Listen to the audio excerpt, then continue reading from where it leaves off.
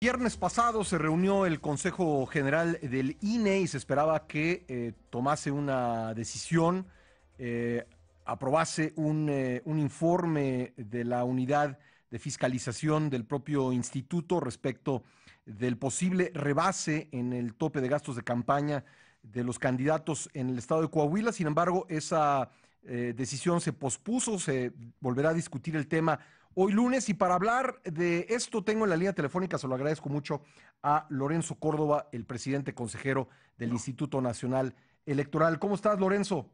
Muy buenos días, Pascal. Qué gusto es saludarte.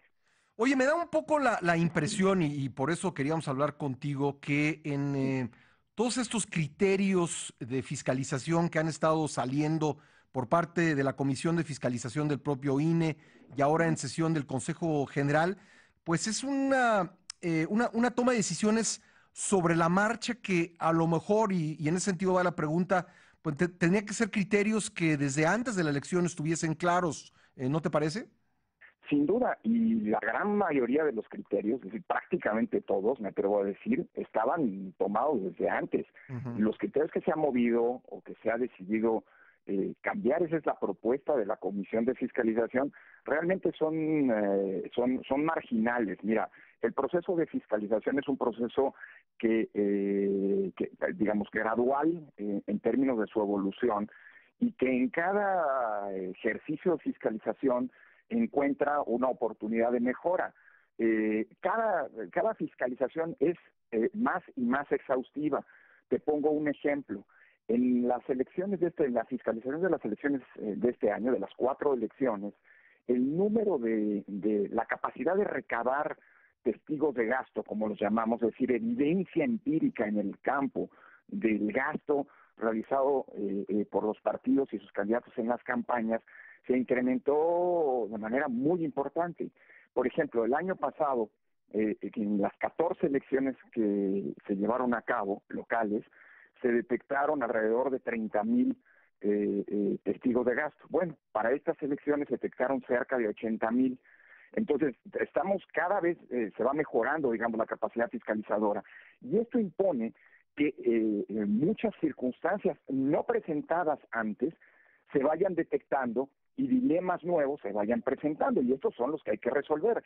Pero en términos generales, eso quiero ser muy enfático, los criterios son previamente establecidos y están planteados incluso en en el propio reglamento de fiscalización. Entonces, lo que tenemos es primero un saque, déjame llamarlo así, una propuesta de dictamen que hace la unidad de fiscalización. Después está la comisión de fiscalización, que no está obligada a mantener en sus términos la propuesta de la unidad. La comisión puede modificar, ordenar que se hagan nuevas diligencias, en fin, la comisión es un órgano de autoridad respecto de la propia unidad de fiscalización. Y el dictamen que resulta, la propuesta de dictamen que resulta de esa revisión de la comisión, es la que se lleva al Consejo. Son 3 etapas: unidad, comisión y Consejo. De hecho, hoy que reiniciemos la decisión, el Consejo tiene la potestad, la discusión, el Consejo tiene la potestad de validar en sus términos el dictamen, la propuesta de dictamen que le presentó la comisión, o bien modificarla, elevando sanciones o disminuyéndolas, en fin. El Consejo en ese sentido es soberano, digamos, ¿no? Sí, corrígeme si estoy equivocado, pero el primer informe, tengo Sí. entendido que el primer informe de la Unidad Técnica de Fiscalización respecto de la elección de Coahuila no contenía en su dato final de los gastos de campaña un rebase, y solo fue Exacto. cuando la Comisión de Fiscalización le pidió agregar algunos criterios, fue que se dio ese rebase. Así es, mira, te pongo el ejemplo muy claro, y hay un caso específico, digamos, que es el que más discusión ha generado en estos días. Eh, la unidad de fiscalización en su propuesta inicial no contemplaba el gasto de los representantes de casilla o generales de los partidos políticos. Simple y sencillamente dejó pasar, digámoslo así, la revisión sobre este concepto de gasto. La Comisión de Fiscalización le dijo a la unidad que tenía que contemplarse, y a partir de entonces ha comenzado un trabajo muy complejo porque la única manera de que se asuma de que no hay gasto, es decir, que el trabajo de estos ciudadanos para los partidos fue gratuito, es si los partidos presentan Las un escrito constancias. firmado por cada uno de los ciudadanos diciendo que efectivamente el trabajo fue gratuito. Entonces, se tuvo que desplegar un gran operativo para recabar esa información en los 4 estados en donde había habido elecciones. Entonces, eso es un ejemplo de cómo la Comisión de Fiscalización le puede ordenar a la unidad que haga nuevas diligencias o que robustezca, digamos, los trabajos que presentó en su primera propuesta. Y eso implicó un aumento importante en el gasto de campaña. Ahora, ¿eso es definitivo? Pues no, porque el Consejo General tendrá que validar si, uno, si la comisión hizo bien, dos, si el trabajo realizado por la unidad de fiscalización, en este caso específico, estuvo bien. En fin, hay una discusión abierta todavía. Esto, déjame decírtelo así, como se dice coloquialmente en el béisbol, no se acaba hasta que no cae el último out, y el último out caerá al cabo de la sesión de hoy del Consejo General. E incluso esa decisión todavía puede impugnarse, por supuesto, ante el Tribunal Sí. Electoral, ¿no? Ahora, ya se ha creado en la opinión pública la sensación de que esta elección va a ser anulada por este rebase. ¿No corre riesgo el instituto, Lorenzo, por esta impresión? No me refiero por el apego al reglamento o a la ley. ¿No corre el riesgo el instituto de que si finalmente no se anula esta elección en Coahuila, el instituto pague un precio de credibilidad? Mira, el problema sería si el instituto se empecinara no habiendo elementos para determinar el rebase. Y hay un punto bien importante en todo caso, Pascal. El instituto no anula elecciones. El instituto en todo caso determina si hay o no rebase a los topes de gasto de campaña, que por cierto, no fijó el propio instituto. Me gustaría hacer una aclaración al respecto en un minuto más, si me permite. Sí, por supuesto, porque es un tema importante sobre el que quisiera preguntarte. Es hacer un trabajo de rendición de cuentas, definir cuánto dinero ingresaron y cuánto dinero gastaron los partidos en las campañas.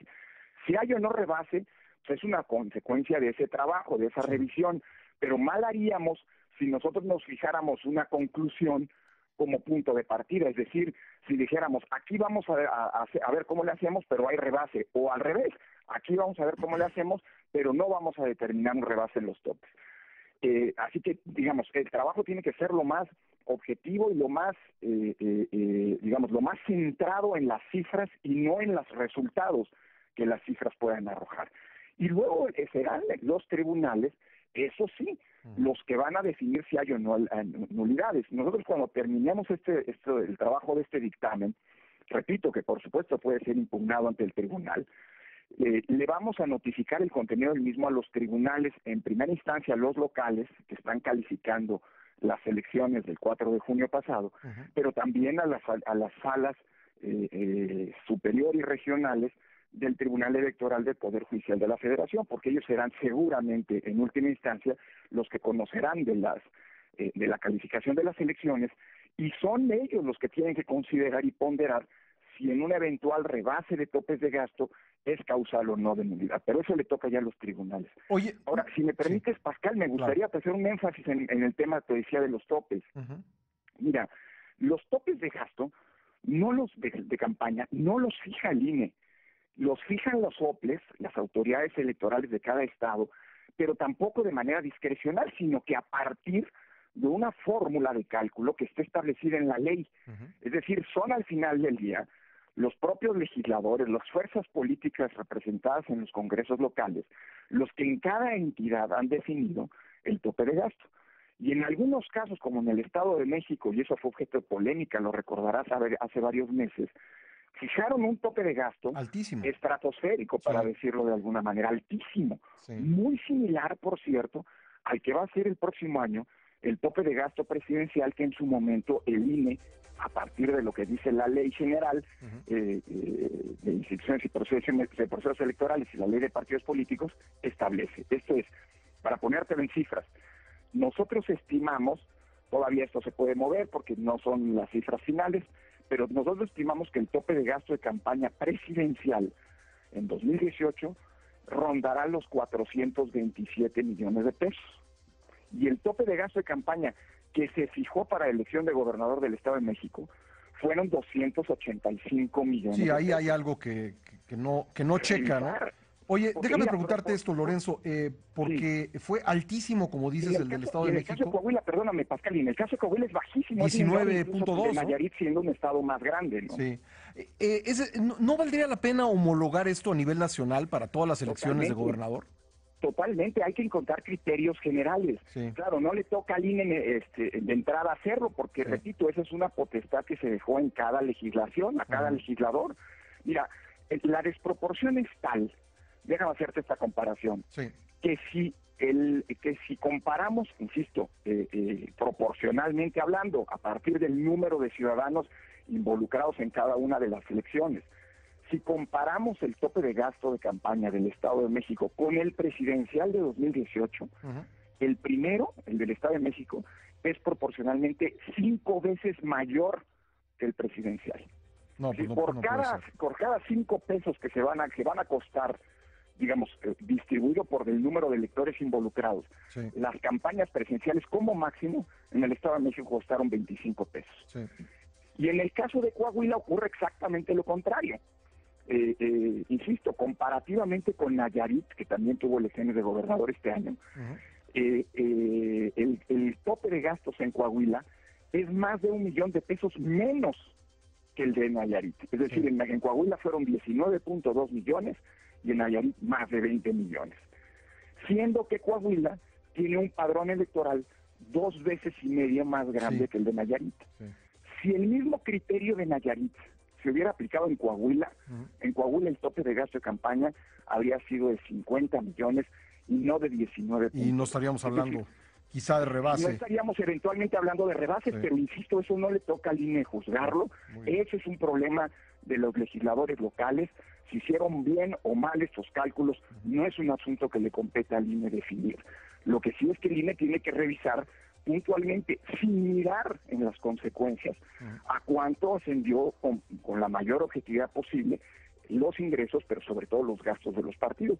Si hay o no un rebase, eso no es un asunto que el INE tenga que tomar en consideración para hacer una fiscalización objetiva e imparcial, ¿no? Pues Lorenzo, te agradezco mucho estos minutos para el programa. Evidentemente vamos a estar muy pendientes de lo que se discuta hoy en el Consejo General. Gracias. Al contrario, le agradecido como siempre, mi estimado Pascal Soyo. Un fuerte abrazo. Gracias a Lorenzo Córdoba, el consejero presidente del Instituto Nacional Electoral.